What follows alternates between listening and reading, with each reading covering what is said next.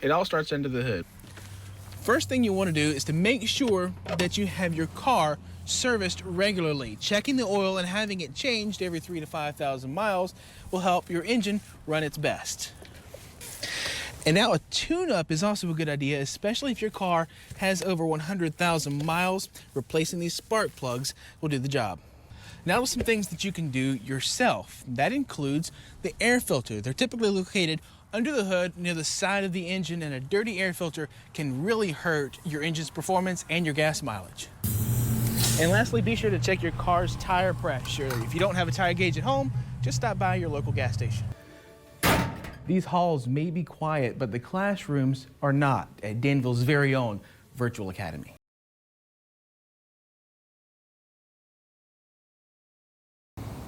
And when it comes to your tire pressure, don't always go off of the number that's on the side of the tire. Instead, you want to open the car door, look in the door jamb. This way, you're going to make sure that you have the recommended tire pressure for the car, not just for the tires. So hopefully some of these tips will help keep a little bit more jingle in your pocket. Live tonight in Danville, Daniel Cruz, ABC 13 News. ABC 13's Daniel Cruz is live tonight with some professional advice on how to handle your money during this time. Daniel? Mark, Associate Professor Ernest Pegram at Everett University here in Danville says right now is not the time to panic, and it's not the planning to invest in some stocks in the stock market. He says to hold on to that money and invest once some of these global tensions subside. Live in Danville, Daniel Cruz, ABC 13 News. Now, AAA does have some tips if you're in the market for a new car. We have some of those tips that will hopefully save you a little bit of money on our website, WSET.com. Live tonight in Danville, Daniel Cruz, ABC 13 News. Crime at its highest in 2016. But over the past 4 years, police have cut violent crimes by more than half. ABC 13's Chelsea King shows us the secret to their success.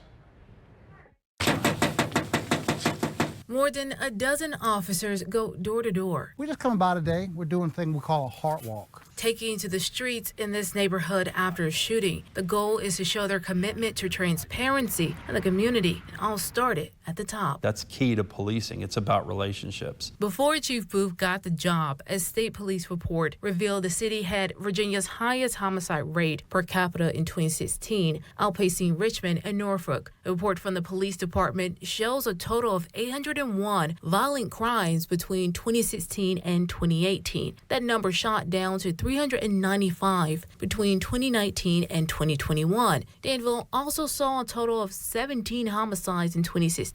That dropped to 7 in 2021. Overall violent crime is down about 50%, so that's a good feeling. I know you say community engagement is key, but I'm sure other departments have tried engaging with the community and it didn't work. What are you doing that others need to do? I don't ever want to say I'm really to give other people advice. The only thing I can do is share what I've learned in my journey since I first started policing. And I think what works is building those authentic relationships with the community. When Chief Scott Booth got the job in 2018, he started a series of community walks to connect with residents. I'm the new chief, Scott Booth. Nice to meet you. This is Cardinal Village. Back in 2016, police say nearly half of the homicides happened in this neighborhood. Things were bad. There was a lot of gang activity, and things were just going downhill. But it wasn't just bad in this part of Danville. Resident and community activist Jean Jackson says gun violence was happening all over the city. It was happening 2-3 times a week at one point. So community engagement was a key factor in crime coming down? I think so. So, you know, there's a lot of things. Sometimes people want to equate it to one thing. They want to say, okay, you know, crime has come down just because of directed policing efforts.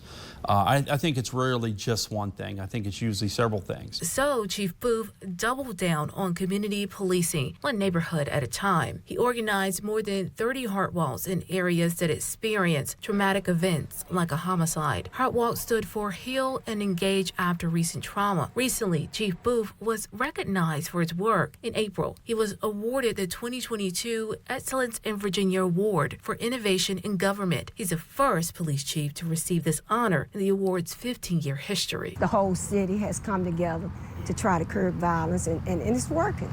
We have seen a big change in the police department. The relationship is much better, and I think if you were to walk down most streets in our community, almost all streets in our community, you would hear that type of positive feedback. There is also another way the department is reducing crime. Instead of labeling neighborhoods as high in crime, they're now focusing on each individual violent offender. Reporting live in Danville, I'm Chelsea King, ABC 13 News. The largest motorsports festivals is back on the south side. Yes, it is. Hyperfest is expected to draw in the crowds and the dollars this weekend. ABC 13's Chelsea King shows us the impact. It's a motorsports fan dream. The road racing, car shows, and ride-alongs are all jam-packed into one weekend. It is an adult amusement park. Kerrigan Smith is the president and COO of the Virginia International Raceway. It's official. We're open, we're back, and more people are coming. He says they're expecting around 10,000 people this weekend. Where we were when we had all the final sales in.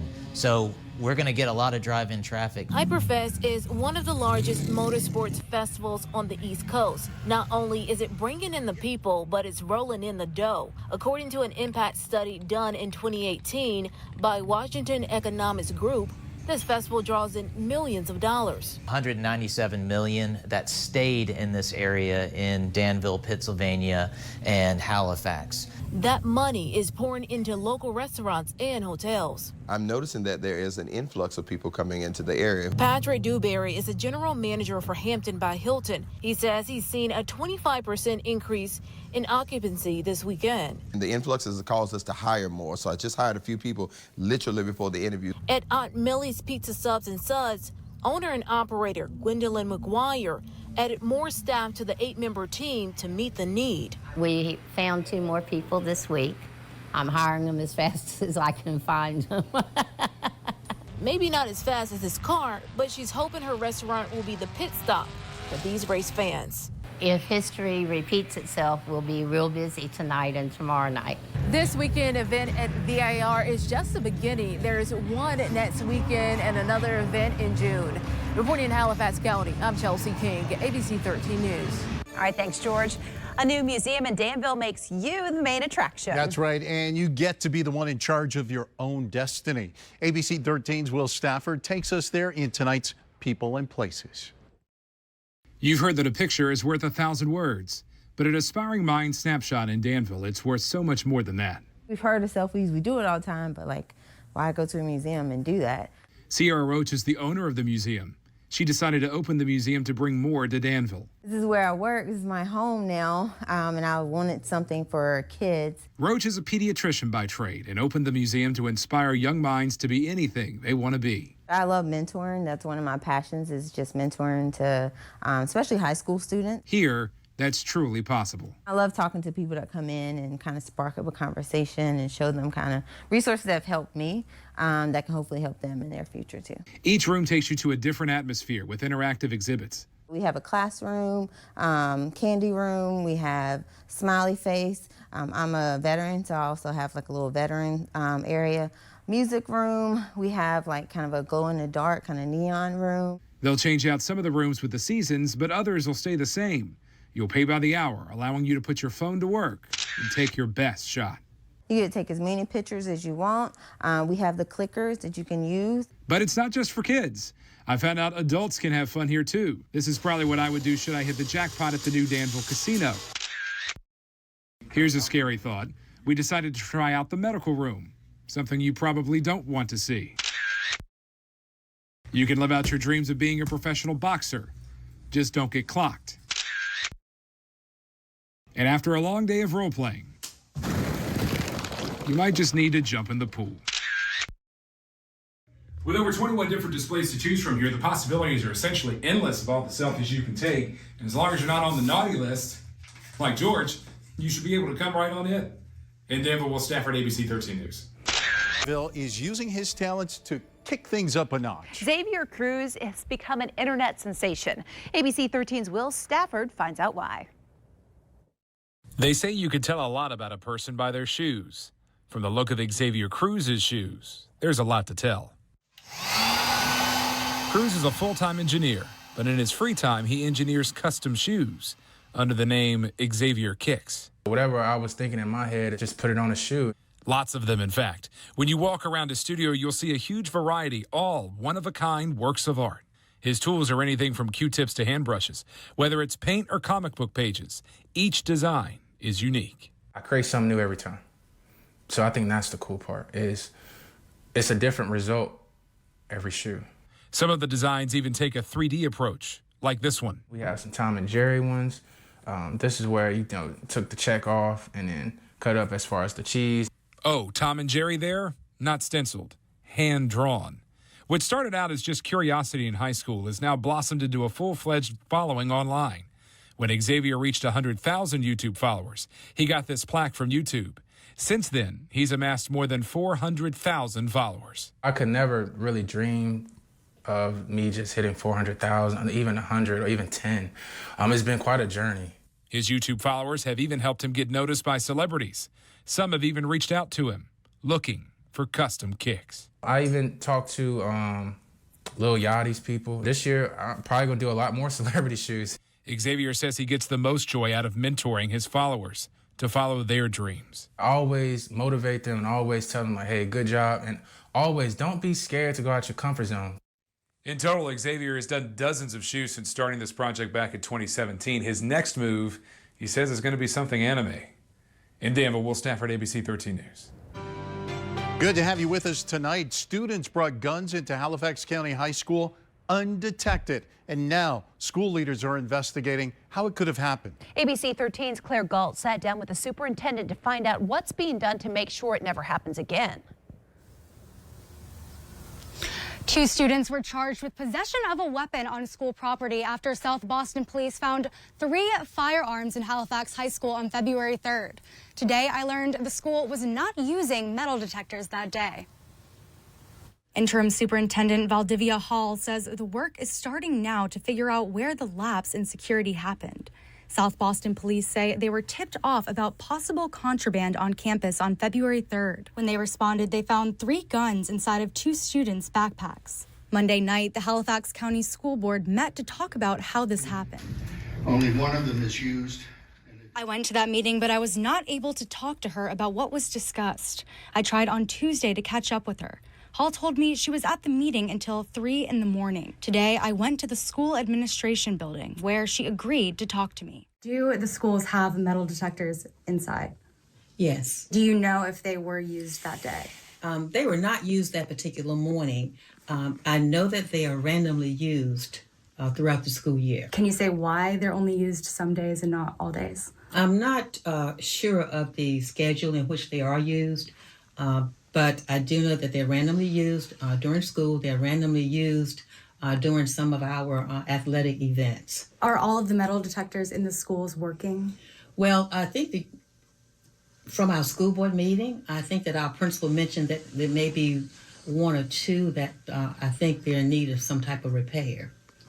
And of course, as you know, that was reported. Was it reported before or after the incident occurred? I'm not sure when it was actually reported. Hall also says she's not sure how many metal detectors the school currently has. As for the meeting Monday night, Hall says they're looking to form a committee to discuss the issues surrounding the metal detectors. Live in Danville, Claire Galt, ABC 13 News. Anyone who drives knows that gas prices just keep climbing, because they are. Yeah, the average price for a gallon of unleaded nationwide is $3.39. That's a 93-cent increase from the same time last year. Crude oil prices make up more than half of the cost of a gallon of gas. And according to AAA, the price of crude oil is what's driving up the cost. In just a couple of weeks, we'll see families hitting the road for spring break. Not too long after that, we'll see folks everywhere hitting the roads and hitting the skies. Let's not forget jet fuel comes from crude oil as well for summer travel, and that will all drive up prices. You can also expect to see prices go up again when we switch to the summer blend of gasoline in just a few weeks. And those high prices are hitting our finances pretty hard. Tonight, how you can save money. ABC 13's Daniel Cruz shows us what you can do to get the most out of each fill-up. None of us want to pay more for gas than we have to. Even though the price of the pump is going up, there are a few easy things you can do to keep more cash in your pocket. It all starts under the hood.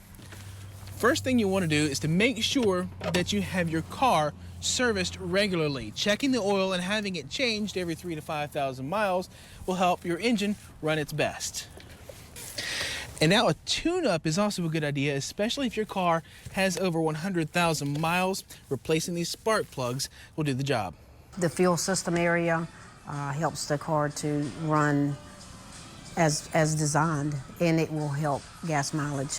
Now some things that you can do yourself. That includes the air filter. They're typically located under the hood near the side of the engine, and a dirty air filter can really hurt your engine's performance and your gas mileage. And lastly, be sure to check your car's tire pressure. If you don't have a tire gauge at home, just stop by your local gas station. These few steps can not only improve your miles per gallon, but also extend the life of your car. It's something that's affordable. Tire pressure and air filters, of course you can do yourself. From week to week, you may not see a lot of difference, but over time you will, within a few weeks to months and then years. Having a mechanic check your car's fuel system can also make sure that things are clean and functioning at its best. But when in doubt, always refer to your car's owner manual to learn how you can check some of these things. And when it comes to your tire pressure, don't always go off of the number that's on the side of the tire. Instead, you want to open the car door, look in the door jamb. This way, you're going to make sure that you have the recommended tire pressure for the car, not just for the tires. So hopefully some of these tips will help keep a little bit more jingle in your pocket. Live tonight in Danville, Daniel Cruz, ABC 13 News.